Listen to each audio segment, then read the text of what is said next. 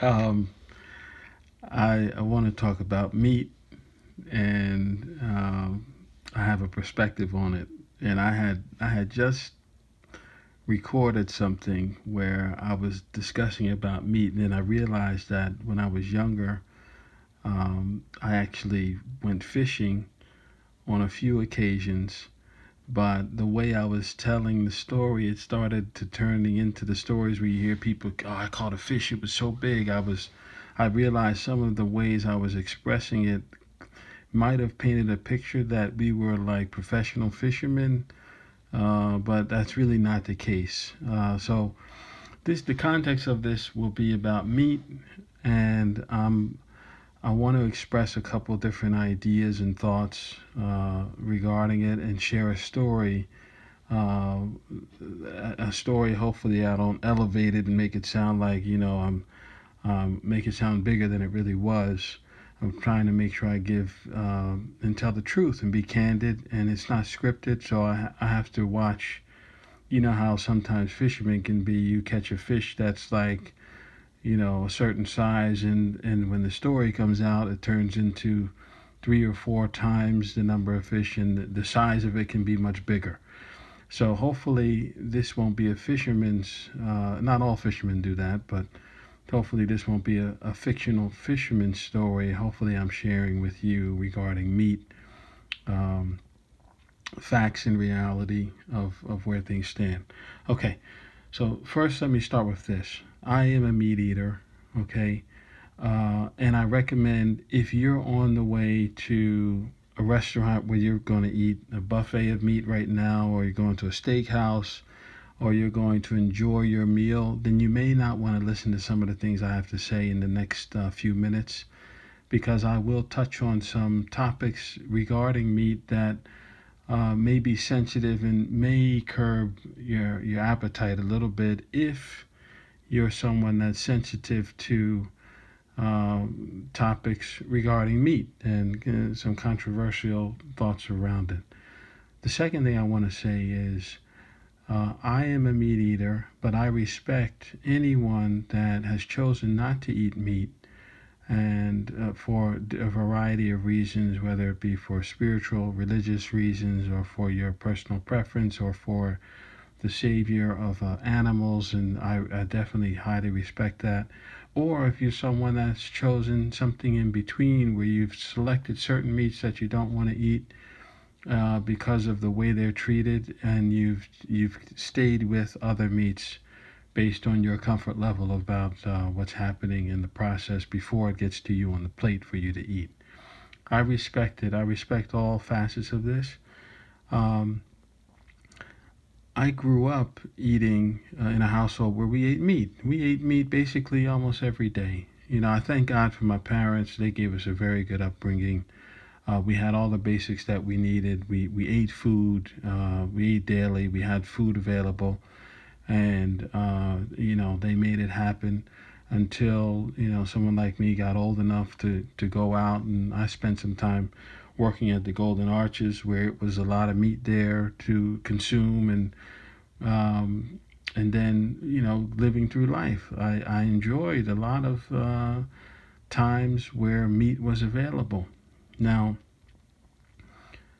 what has happened to me as a person individually in the last, I'm going to say maybe the last 5 to 10 years? What's happened is, well, 10 is probably too long. Let's say in the last 5 years, maybe. And remember, I don't want to blow this up and make it sound like I'm not Gandhi or anything like that. I still eat meat, but I want to give you a realistic viewpoint and perspective of what's kind of happened to me in the last few years. So I've developed kind of like a heightened awareness of living things, not just people, of animals. And I think it's partly, I guess it's partly due to just having a more awareness of things around me as an individual, and realizing, thank God, that for me, God has created all things. I think this is playing into it.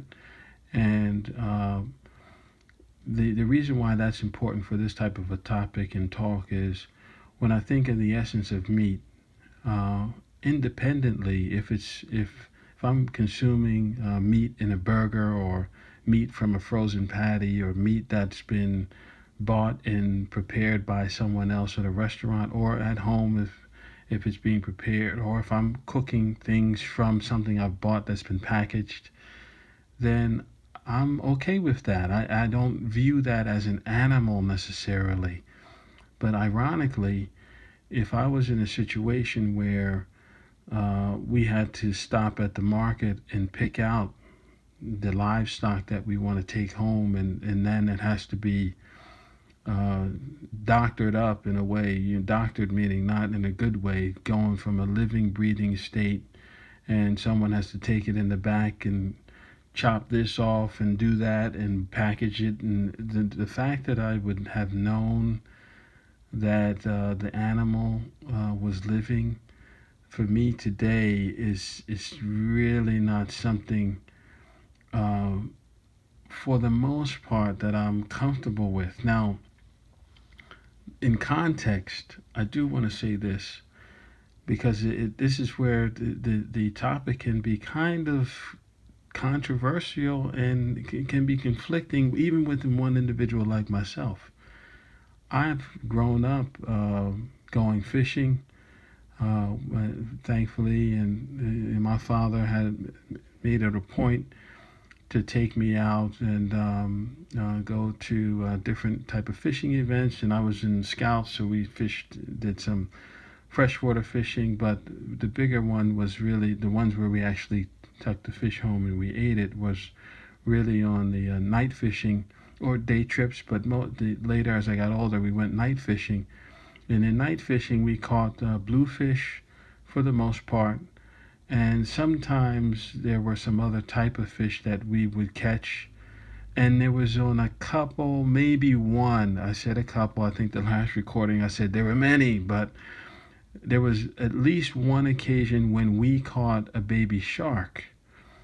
And I remember that because I remember the meat after my father had filleted it and cleaned it up, and we had that for one of our meals, and the meat was delicious. He cut it into shark cubes. Um, so when it comes to fishing, and I can tell you, I've taken my own son to deep sea fishing, and he's caught fish, and we've brought that home and cut that up and prepared it and put it in the freezer, and then took that out later and cooked it and ate it, and it was delicious. So in the context of me talking about animals, somehow, maybe because of my upbringing, the fish aspect is something that I'm okay with to a point. Now, sitting there bringing a fish onto a boat and trying to find a hammer because it's going out of control to keep it under control, or to watch it, make sure that it stops breathing, almost like hit it in the fish sack and make sure it's not breathing, and but keep it fresh with the ice and things like that. All those the mechanics around managing the meat when it's ahead of the preparation time and cleaning time, which thankfully, when I was younger, my father did all that when we came back home, or they did it on the actual boat.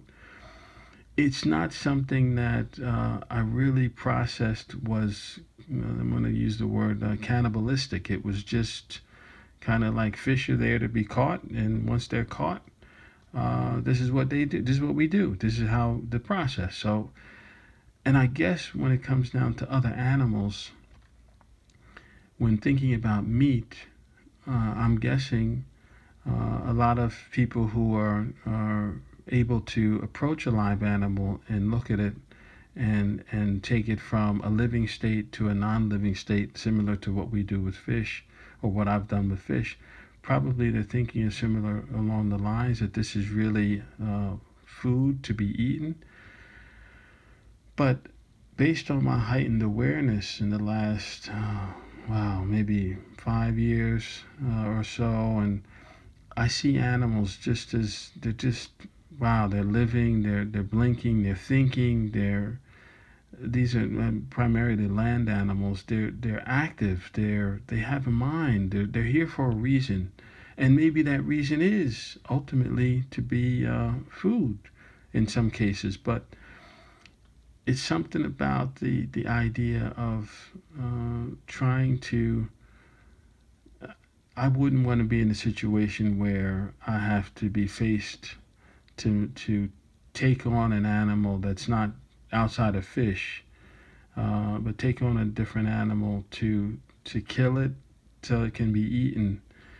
And well, maybe because we have many choices today, it makes that thought process a lot easier. We have a lot of non meat choices, or we have a number of things that have already been prepared for us to be consumed. Like we go to the supermarket and we buy meats, and or we go to a restaurant and you can buy a dish that has the meat in it. You can go buy a grilled chicken sandwich. You can go get turkey. You can do.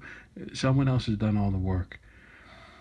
So the heightened awareness piece that I was trying to allude to was that now that I'm aware of that, that these are, from my perspective, these are really animals, and I don't really, genuinely, I don't want to hurt another animal, unless the animal is dangerous, trying to attack, or has the potential to do something, and it's approaching.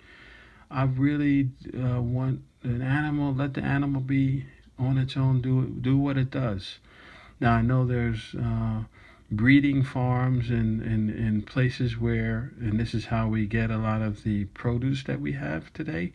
And I appreciate that, and I'm thankful for those areas because I wouldn't be eating chicken or any other form of meat if those farms and locations weren't set up. Because I'm not definitely not going to be grabbing something to cut somebody's like an animal's neck off and watch it bleed out and do all those other things. So I'm appreciative of those who've taken on that role and responsibility to give us like a shrink wrap version of the meat. But I can also understand from a person who's decided that meats are not for them based on the way in which some animals are treated and based on the fact that these are living things and they are breathing. And it's when I'm looking outside or when I'm anywhere and I see an animal, again, not a dangerous animal. That wouldn't be something I admire from a close up. It's not like the zoo where that you can see, oh, look how cute they are, and they're behind like a glass they can't break through. If you see an animal in the wild, that's time to turn about face, go do something else, get in your car, go back and stay safe because they may have a variety of things. But looking at them, not all animals are dangerous. Looking at some animals that are walking outside and how they're living their lives with their families, with their children that they've created. Children meaning, if they're geese, for example, they have geeslings. I guess that's a word, geeslings, and they walk around and they live their life. So seeing that and knowing that they're all God's creation, for me, it makes it a little difficult to really outside. Some reason the fish is in there. Fish made it into the category, but other animals are not in that category for me. So to see some animal's head somewhere or on a plate and it's I appreciate it culturally if that's done, and I would respect anyone, and I told you from the beginning, I respect anyone who's choosing to eat any types of meats that they eat the way they do. But for me, and now I have a heightened sensitivity to it. Even when the food, sometimes, not all the time, sometimes when I smell the meats cooking, I'd say younger, I never paid attention to it. It was just meat cooking. But now, and you may relate to this, now I sometimes I smell death. I smell it doesn't smell like a nice meal that's about to be prepared. Sometimes I smell it's a certain scent. And hey, maybe the meat was bad, I don't know, but I've picked it up a couple times now, and I'm not exaggerating. It smells off. It smells like, wow, this may not be something that I should be eating. I eat it anyway. I'm not that picky, but I'm just pointing it out. So anyway, let me tell you the a quick story. And again, I'm going to try not to exaggerate the story. It's not like I climbed the Empire State Building or Mount Everest and went around the world 20 times, and now I'm going to tell you this story in 2 minutes. It's nothing like that. It was really a simple scenario. We were in China at a tourist spot where they have exotic foods there, and meats was one of them. And not just exotic meats, but exotic things to eat, including if you have access to TV, you can see the different programs they have on TV where they highlight, ooh, we're gonna eat some exotic things. So we were in one of those places, and they had like different types of birds there, and pigeon, and they had scorpion. So my lady and I were there, and this was going to be like a chance to sample and do what the locals probably do culturally, and basically get an opportunity to try some things we've never tried before. Just do it once at least. So as we're walking through, we tried this and tried that. We came to the one area where there were scorpions, and these were baby scorpions, and I have a pretty broad palate. I can eat. I like to eat food. I can eat and try almost anything at least once. The scorpions were on a stick, and they basically, the process is it goes from a stick. It looks like it's still moving. It goes into the hot oil, seared it up, and then it becomes a little crispy, and then you kind of eat it. So we had that done, and we were given a stick, and my lady took a bite, and then passed it to me, and I took a little bite. That's the reality. I was hesitant to really do this. I was like, oh boy. And you could see, if you could see the pictures we took there, you would know that that was not something I wanted to bite, but I did it anyway. I ate it. I wanted to be doused in, I wanted to pass the initiation of, trying to live up to my reputation of being able to eat anything. Well, anyway, shortly after that, uh, and I'm not sure exactly when or where or how, but somehow I was going to say, gaseous type stomach issues that forced me to try to find a way to relieve this as much as possible. I mean, things had to come out of me. It wasn't just air. It was something was wrong, and eventually I ended up in the hotel overnight, and going to restroom frequently, and and it got to the point we had to travel somewhere else in that area, and I was afraid to try anything more because it felt like anything I was putting in wasn't staying in properly. And I thought this was like the cultural thing to do, as far as eating something like a scorpion. But Uri Omaga, which is like our mom in Korean, she was there, and we met up with her, and she told us, we told her what we were eating, what we ate. We Changar is scorpion in Korean. We told her that we had eaten that, and she said to us, "You ate that, really?" She said, "You know, I've never eaten that." And I was like, "What?" I was thinking like, "Oh, I thought this was something maybe cultural. Sometimes some parts of the culture." She said, "Yeah, usually the tourists come here and they eat that, and that's what they." I was thinking like, what if I would have known? Oh my God, our mom didn't even eat that. I wouldn't have tried that scorpion, but I'm glad I did it. It was great.